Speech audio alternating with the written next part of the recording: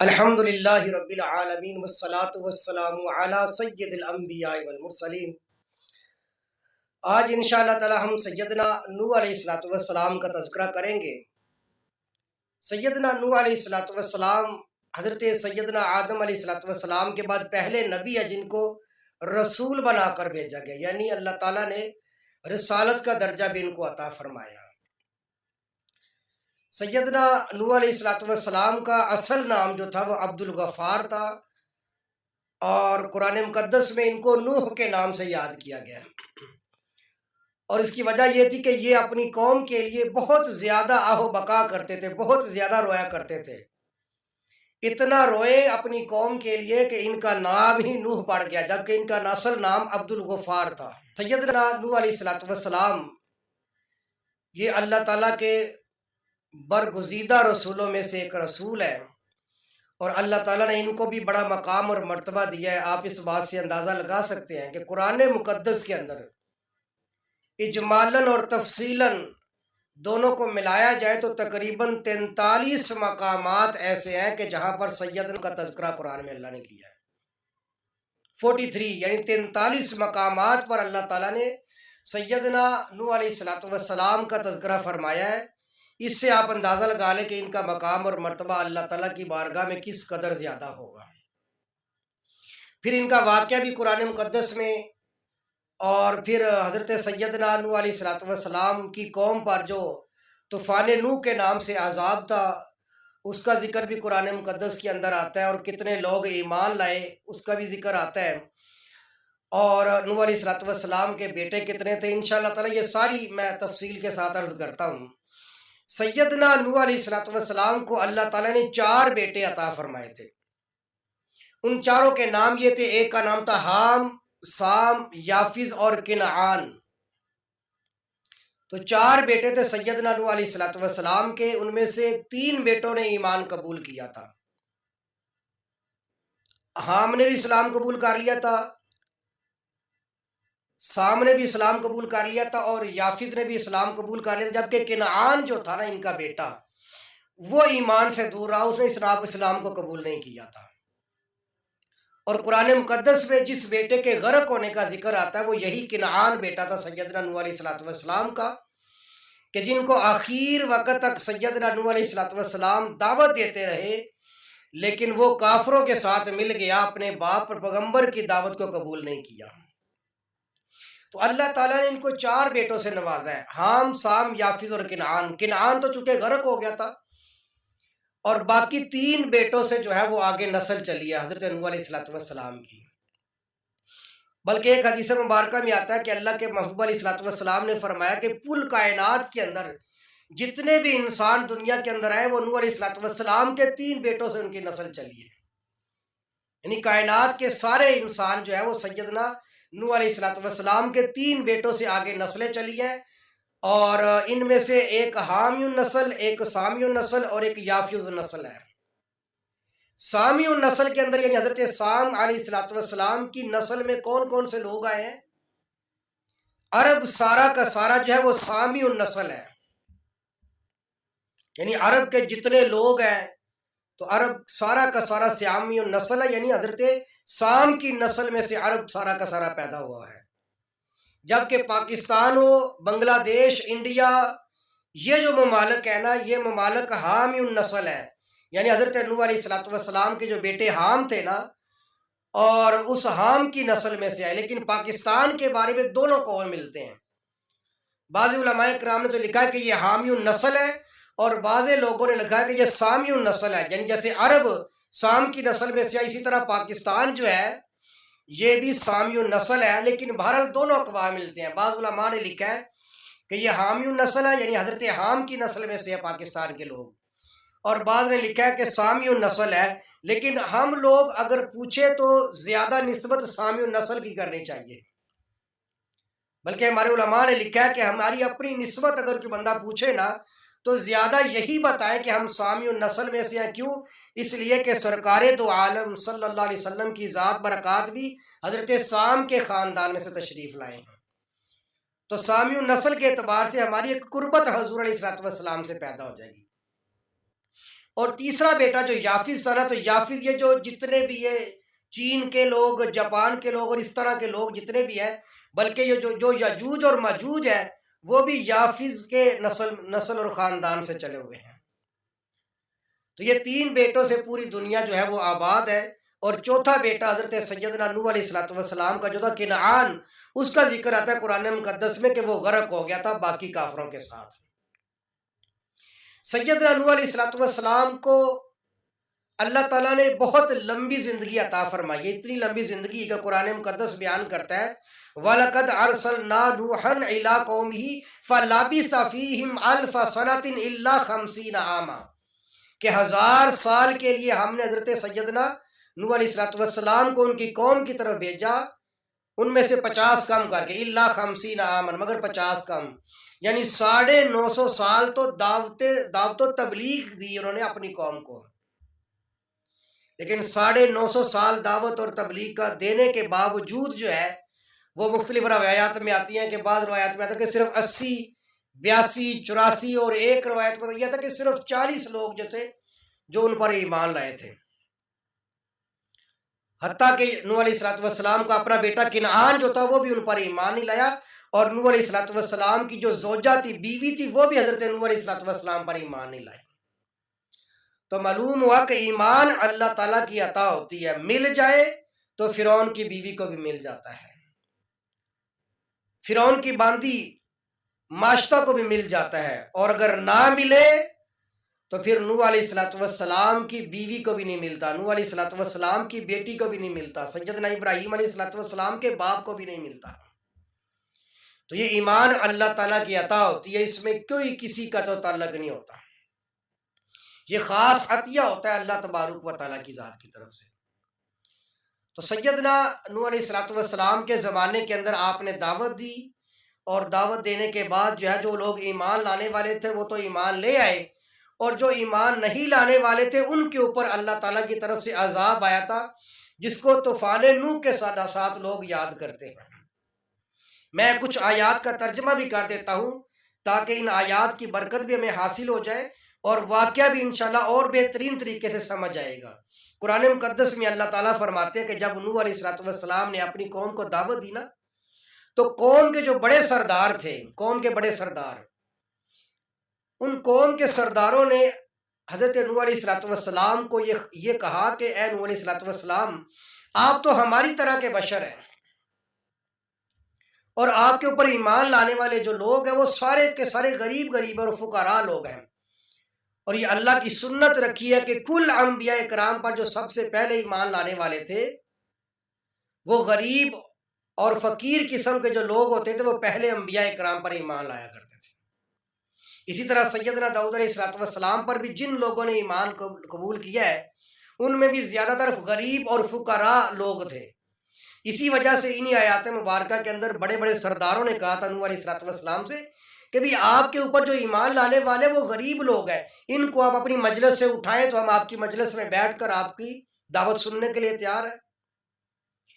سیدنا نوح علیہ السلام نے فرمایا کہ اگر میں ایسا کروں گا تو پھر اللہ تعالیٰ سے مجھے کون بچائے گا؟ اللہ تعالیٰ کے ہاں امیری غریبی نہیں دیکھی جاتی، اللہ کے ہاں تو یہ دیکھا جاتا ہے کہ اللہ کی ذات پر ایمان کون لاتا ہے۔ تو اللہ قرآن میں فرماتے ہیں کہ فقال الملأ الذین کفروا من قومہ، کہ کہا نوح علیہ السلام کی قوم کے سرداروں نے جو کافر تھے، ما نراک الا بشرا مثلنا، کہ ہم آپ کو نہیں دیکھتے مگر آپ بشر ہیں ہماری طرح کے۔ یعنی وہ سمجھتے تھے کہ بشر کو اللہ تعالیٰ کبھی نبی اور رسول نہیں بنا سکتا، بشر تو ہماری طرح کے ہوتے، یہ ان کو ذہنوں کی خباثت تھی۔ اور اللہ فرماتے ہیں کہ میں نے انسان کو اپنا خلیفہ بنایا۔ تو انسان تو ایسی چیز ہے کہ اللہ جل شانہ کی ذات نے اسے اپنا خلیفہ بنایا، تو اللہ انسان کو نبی اور رسول کیسے نہیں بنا سکتا؟ تو قوم کے کافروں نے کیا کہا کہ ما نراک الا بشرا مثلنا، کہ ہم نہیں دیکھتے مگر بشر ہیں ہماری طرح کے آپ۔ وما نراک اتبعک الا الذین هم اراذلنا، اور ہم نہیں دیکھتے کہ آپ کی پیروی کی گئی ہو کسی نے مگر وہی لوگ جن کو ہم رذیل سمجھتے ہیں، یعنی جو کم تر ہے ہمارے ہاں، غریب ہے، فقیر ہے، کم تر ہیں ان لوگوں نے آپ کی بات مانی ہے، بادی الرعی جو بہت کم سمجھ بوجھ والے ہیں، جن کو عقل نہیں ہے، سمجھ نہیں ہے۔ وَمَا نَرَىٰ لَكُمْ عَلَيْنَا مِنْ فَضْلٍ اور ہم نہیں دیکھتے تمہیں کہ کوئی ہمارے اوپر کوئی فضیلت ہو، بل نَظُنُّكُمْ كَاذِبِينَ بلکہ ہم تو تمہیں جھوٹا گمان کرتے ہیں۔ نوح علیہ السلام کے قوم کے سرداروں نے، کافر سرداروں نے یہ جواب دیا، تو نوح علیہ السلام نے کیا جواب دیا؟ قال یا قومی ارائیتم ان کنت علی بینۃ من ربی، اے میری قوم اگر میں اللہ تعالیٰ کی طرف سے واضح دلیل پر ہوں، وآتانی رحمۃ من عندہ اور اللہ تعالیٰ نے اپنی طرف سے مجھے رحمت عطا کر دی ہے، یعنی وہ رحمت جو تاج نبوت والی رحمت تھی، اللہ نے خاص طور پہ مجھے عطا کر دیا، فَأُمِّيَتْ عَلَيْكُمْ جو تمہارے اوپر مخفی ہے، تمہیں نہیں پتا، تو أَنُلْزِمُكُمُوهَا وَأَنْتُمْ لَهَا كَارِهُونَ تو کیا ہم زبردستی تمہارے اوپر وہ چیز تو نہیں ڈال سکتے اس حال میں کہ تم ناپسند بھی کرتے ہو۔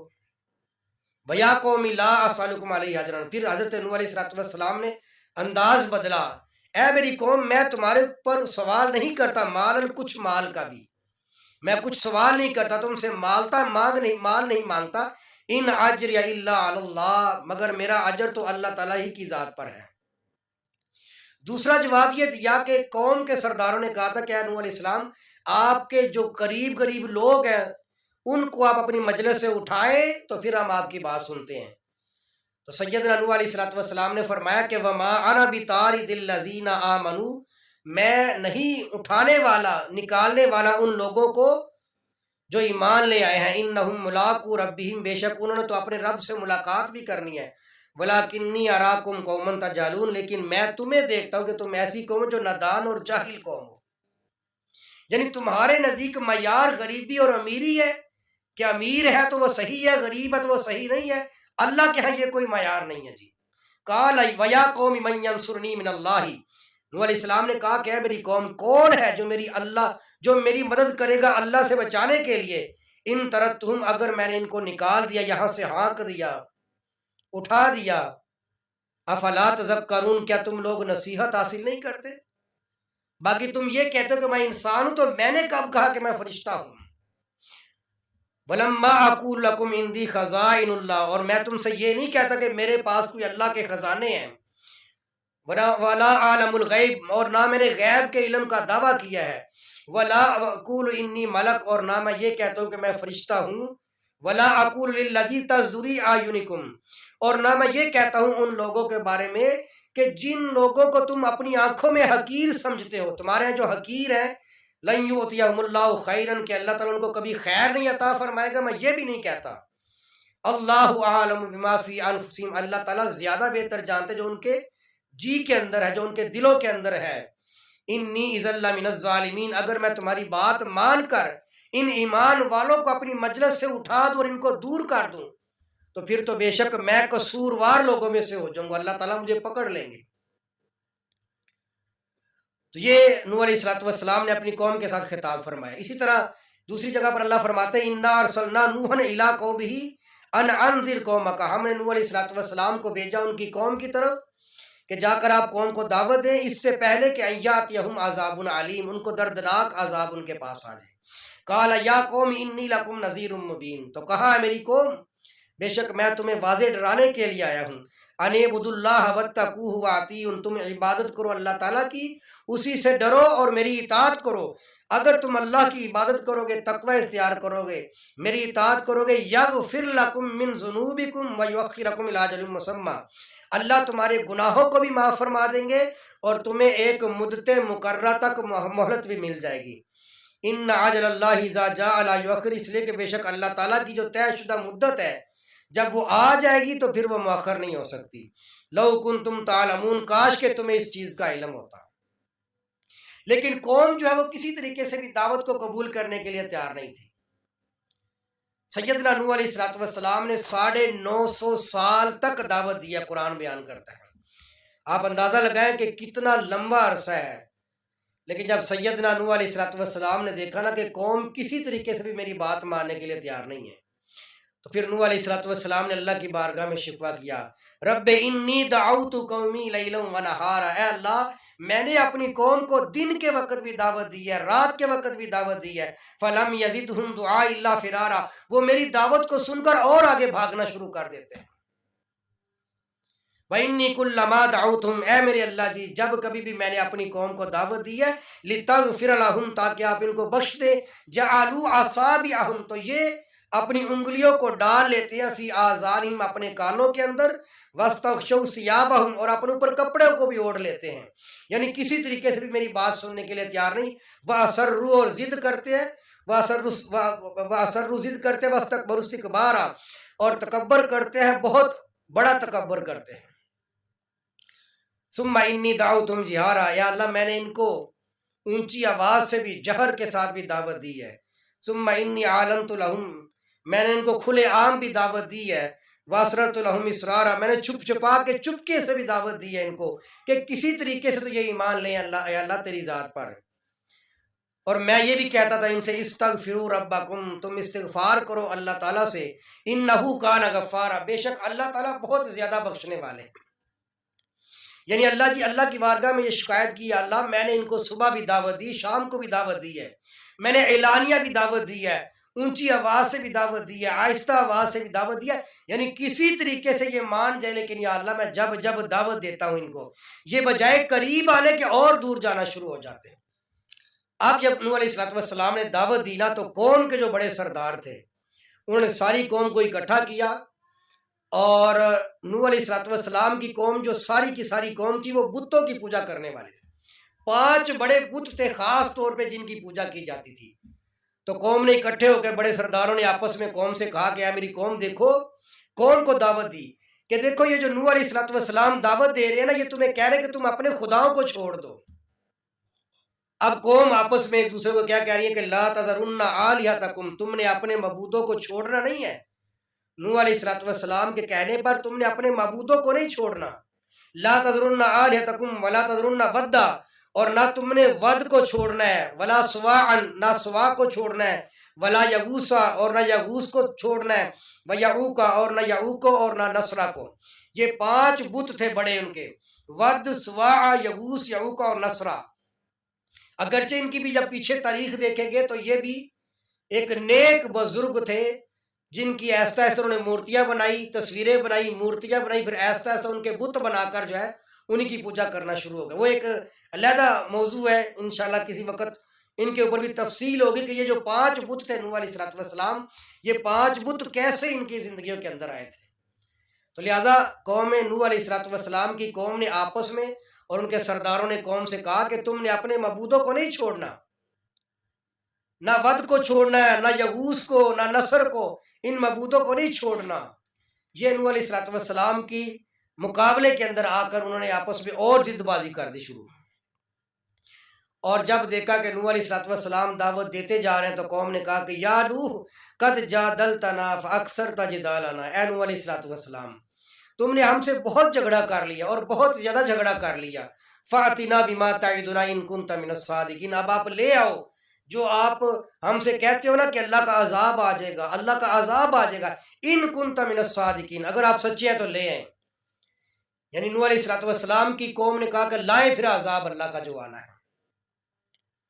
اب جب قوم نے کہا تو پھر نوح علیہ السلام نے بھی جلال میں آ کر کہا کہ اللہ لا تذر علی الارض من الکافرین دیارا، اللہ یہ عذاب مانگ رہے ہیں تو اللہ جی اب کوئی کافر دنیا میں باقی نہیں رہنا چاہیے۔ انک ان تذرہم یضلوا عبادک، اے اللہ اگر ان کافروں میں کوئی بچ گیا نا تو یہ تیرے بندوں کو گمراہ کریں گے، ولا یلدوا الا فاجرا کفارا، یا اللہ جتنی نسل میں ان کی اولاد آئے گی وہ ساری کی ساری فاجر اور کافر آئے گی۔ تو نوح علیہ السلام نے بھی کہا کہ لا تذر علی الارض من الکافرین دیارا، اے اللہ کافروں کا کوئی گھر نہیں چھوڑنا، آپ نے سب کو عذاب کے اندر مبتلا کرنا ہے۔ جب یہ معاملہ ہوا تو پھر اللہ تعالیٰ نے فرمایا کہ ہم نے پھر نوح علیہ السلام سے کہہ دیا کہ نوح علیہ السلام آپ کشتی تیار کریں۔ یعنی 950 سال دعوت کے بعد بھی قوم کیا کہہ رہی ہے کہ لے آؤ جو کچھ لانا ہے آپ نے۔ اور جب قوم پھر عذاب مانگے اور پھر اللہ تعالیٰ کا جب عذاب آتا ہے تو پھر آپ کو پتہ کہ پھر کوئی بچتا نہیں ہے۔ تو اللہ تبارک و تعالیٰ نے فرمایا کہ نوح علیہ السلام سے فرمایا کہ نوح علیہ السلام آپ کشتی بنائیں، اور کشتی بنائے تو سب سے پہلے، اسی لیے علماء نے لکھا کہ سب سے پہلے اس دنیا کے اندر کشتی بنانے والے وہ سیدنا نوح علیہ الصلوۃ والسلام تھے۔ تو سیدنا نوح علیہ الصلوۃ والسلام نے جب کشتی بنائی نا، تو وہاں کے جو کافر لوگ تھے وہ جب گزرتے تھے، تو چونکہ وہاں پر تو کوئی پانی کا انتظام نہیں تھا، نہ کوئی دریا تھا، نہ کوئی نہر تھی، تو کافر گزرتے تو کہتے تھے یہ دیکھو جی، یہ کشتی بنا رہے ہیں تو یہ کہاں پر چلائیں گے؟ پہاڑوں پر چلے گی۔ دوسرے کافر گزرتے کہتے نہیں جی یہ ریت کے اوپر چلے گی، یعنی پیغمبر کو مذاق کر رہے تھے کہ یہ کشتی کہاں پر چلائیں گے، یہاں پر تو پانی نہیں ہے۔ لیکن انہیں کیا پتا کہ اللہ تبارک و تعالیٰ جب پانی بھیجیں گے تو پھر کہاں کہاں جائے گا۔ تو لہٰذا سیدنا نوح علیہ الصلوۃ والسلام نے کشتی تیار کر لی۔ کشتی تیار کرنے کے بعد اللہ نے فرمایا کہ اے نوح علیہ الصلوۃ والسلام، آپ ایمان والوں کو اور اپنے اہل و عیال کو، وہ اہل و عیال جو آپ کے اوپر ایمان لے کر آگے، ان کو آپ کشتی میں بٹھا لے، اور پھر اللہ کی طرف سے عذاب آنے والا ہے۔ اور ساتھ میں اللہ تعالیٰ نے فرمایا کہ ہر جانور کا کوئی جوڑا جو ہے نا، وہ بھی آپ نے کشتی کے اندر بٹھانا ہے، تاکہ جانوروں کی نسل جو ہے وہ باقی رکھے، اس لیے کہ اللہ کا عذاب آنا تھا۔ تو سیدنا نوح علیہ الصلوۃ والسلام نے جب کشتی بنا لی اور کشتی میں ایمان والے سوار ہو گئے، نوح علیہ الصلوۃ والسلام کے 3 بیٹے بھی سوار ہو گئے، چوتھا بیٹا جو ابھی تک ایمان نہیں لایا تھا وہ کافروں کے ساتھ ملا ہوا تھا۔ تو نوح علیہ الصلوۃ والسلام نے کہا کہ آجو تم بھی اور ایمان قبول کر لو۔ اس نے کہا جی مجھے ڈر نہیں ہے پانی شانی کا، اگر پانی آ بھی گیا تو میں پہاڑ کے اوپر چڑھ جاؤں گا، مجھے پانی کچھ نہیں کہے گا۔ تو لہٰذا سیدنا نوح علیہ الصلوۃ والسلام نے جب ایمان والوں کو کشتی میں سوار کر لیا اور ہر جانور کا جوڑا بھی کشتی کے اندر بٹھا لیا،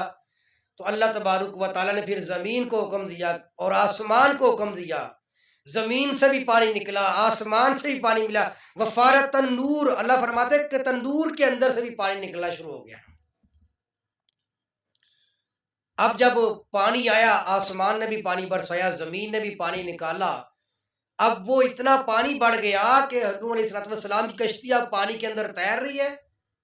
اور باقی سارے کے سارے کافر بھاگ رہے ہیں دائیں بائیں، اور پانی چڑھتا جا رہا ہے ان کی طرف۔ اب جب پانی چڑھ رہا تھا نا، تو سیدنا نوح علیہ الصلوۃ والسلام نے دیکھا کہ میرا بیٹا کنعان جو ہے، وہ کنعان بیٹا بھی جو ہے وہ بھی پانی کے اندر غرق ہونے کے قریب ہے۔ تو نوح علیہ الصلوۃ والسلام نے کہا کہ اللہ جی میرا بیٹا، اللہ جی میری اہل۔ تو اللہ تعالیٰ نے فرمایا انہو لیس من اہلک انہو عمل غیر صالح۔ تو اللہ تعالیٰ نے فرمایا کہ نوح علیہ الصلوۃ والسلام آپ اسے اہل کہتے ہو، یہ آپ کے اہل و عیال کے اندر ہے ہی نہیں، اس لیے کہ یہ اس کے عمل نیک نہیں ہے۔ اور اللہ نے فرمایا کہ فلا تسألنی ما لیس لک بہ علم، اے نوح علیہ الصلوۃ والسلام دوبارہ آپ نے یہ سوال نہیں مجھ سے کرنا، آپ کے اہل و عیال وہی ہیں جو آپ کے اوپر ایمان لے کر آ گئے بس۔ تو نوح علیہ الصلوۃ والسلام نے پھر اللہ کی بارگاہ سے معافی مانگی کہ اللہ میں دوبارہ سوال نہیں کروں گا۔ اور پھر نوح علیہ الصلوۃ والسلام جب اپنے بیٹے سے کلام کر رہے تھے، وَبَيْنَهُمَ الْمَوْجُ فَكَانَ مِنَ الْمُغْرَقِينَ، قرآن کہتا ہے پھر دونوں کے درمیان پانی کی موج آئی اور کنعان بیٹا غرق ہو گیا۔ اب وہ جو سارے کافر تھے سارے کے سارے غرق ہو گئے، اور یہ ایمان والے جو تھے حضرت سیدنا نوح علیہ الصلوۃ والسلام کے ساتھ جو بیٹھے ہوئے تھے کشتی کے اندر، اللہ تعالیٰ نے ان کو بچا لیا، اور یہاں تک کہ پانی ایسا ایسا خشک ہوتا رہا، اور یہ کشتی کے اندر ہی اپنے سارے ایمان والوں کو لے کر بیٹھے رہے، اور ان کی جان بھی بچ گئی، اور اللہ تعالیٰ نے ان کو ایمان سے بھی مالا مال فرما دیا۔ اب جب کشتی رکی، تو کشتی رکنے کے بعد کہاں پر رکی، اس کا تذکرہ قرآن مقدس میں آتا ہے کہ اللہ تعالیٰ فرماتے ہیں کہ جودی پہاڑ پر وہ رک گئی۔ یہ عراق کے اندر ایک پہاڑ ہے، اس پہاڑ کے اوپر آ کر وہ کشتی رکی اور پانی خشک ہو گیا۔ پھر ایمان والے جو ہے نا وہ سارے کشتی سے نکل کر اپنی عام زندگی گزارنا شروع ہو گئے۔ تو صرف یہی ایمان والے بچے تھے، باقی سارے کے سارے جو ہے وہ ڈوب گئے تھے، مر گئے تھے۔ یہی وجہ ہے کہ سیدنا آدم علیہ الصلوۃ والسلام کے بعد، چونکہ نوح علیہ الصلوۃ والسلام کے زمانے میں پوری دنیا کے اوپر عذاب آیا تھا پانی کا، اور ساری دنیا کے ان ایمان والوں کے علاوہ باقی سارے لوگ جو ہے وہ غرق ہو گئے تھے۔ اور پھر حضرت سیدنا نوح علیہ الصلوۃ والسلام کے 3 بیٹوں سے اور چند ایک جو ایمان والے تھے ان سے سلسلہ چلا۔ یہی وجہ ہے کہ سیدنا نوح علیہ الصلوۃ والسلام کو آدم ثانی بھی کہا جاتا ہے، گویا کہ نوح علیہ الصلوۃ والسلام دوسرے باپ ہے، یعنی ایک سیدنا آدم علیہ السلام ہے اور یہ آدم ثانی ہو گیا، گویا کہ ان سے ایک نسل دوبارہ شروع ہو گئی ہے، تو ان کو آدم ثانی کا لقب بھی دیا گیا ہے۔ سیدنا نوح علیہ السلام پھر جودی پہاڑ پر، جبکہ تورات کے اندر آپ دیکھیں گے تو تورات کے اندر نا رات کا لفظ ہے کہ وہ جو کشتی رکی ہے وہ رات پہاڑ پر، اور قرآن کہتا ہے کہ جودی پہاڑ پر رکی، اور اس کے بعد پھر اللہ تعالیٰ نے بارش کو روک دیا، زمین کو بھی حکم دیا کہ پانی اپنا واپس لے جاؤ، آسمان سے بھی کہا کہ تھم جاؤ، اور پھر وہ ایمان والوں کے علاوہ باقی کوئی دنیا کے اندر کافر نہیں بچا، سارے کافر غرق ہو گئے۔ اب یہ ایک اور مسئلہ ہے کہ یہ عذاب خاص تھا کہ عام تھا؟ خاص کا مطلب یہ ہے کہ یہ جو طوفان نوح کے لیے پانی کا آنا تھا، یہ پانی صرف نوح علیہ السلام کی قوم تک، ان کے علاقوں تک محدود رہا تھا، جو ان کا علاقہ 1,40,000 کلومیٹر تک پھیلا ہوا تھا، کہ یہ پانی کا عذاب وہاں تک آیا تھا یا پوری دنیا کے اوپر آیا تھا۔ تو اس کے بارے میں دونوں قول ملتے ہیں۔ ایک قول تو یہ ملتا ہے کہ کہتے ہیں کہ نہیں جی صرف ان کی قوم تک ہی، چونکہ قوم اس وقت انسانیت کا وجود ہی بہت کم تھا، تو صرف وہ جو ان کا علاقہ تھا، ان کی جو ریاست تھی، ان کی جو جگہ تھی، 1,40,000 کلومیٹر کتابوں کے اندر موجود ہے، صرف وہیں پر پانی کا عذاب آیا تھا، اور نوح علیہ السلام کی جو کافر قوم تھی وہ ساری کی ساری اس عذاب کے اندر ہلاک ہو گئی تھی۔ جبکہ دوسرا قول جو ہے وہ دوسرا قول یہ کہ نہیں، یہ خاص نہیں بلکہ عام عذاب تھا۔ کیا مطلب؟ پوری دنیا کے اوپر عذاب آیا تھا پانی کا، اور ہر جگہ پر پانی تھا، پوری دنیا پر پانی آ گیا۔ اس لیے لکھنے والوں نے یہ بھی لکھا کہ جب یہ طوفان نوح آیا تو یہ جو بیت اللہ تھا، یہ بھی بیت اللہ بھی اس وقت پانی کی وجہ سے گر گیا تھا۔ اور پھر جب بعد میں سیدنا ابراہیم علیہ السلام کو جب زمانہ آتا ہے تو سیدنا جبرائیل امین نے آ کر پھر ابراہیم علیہ السلام کو بیت اللہ کے نشانات بتائے کہ یہاں پر بیت اللہ تھا، تو پھر دوبارہ سیدنا ابراہیم علیہ السلام نے بیت اللہ کی تعمیر کی۔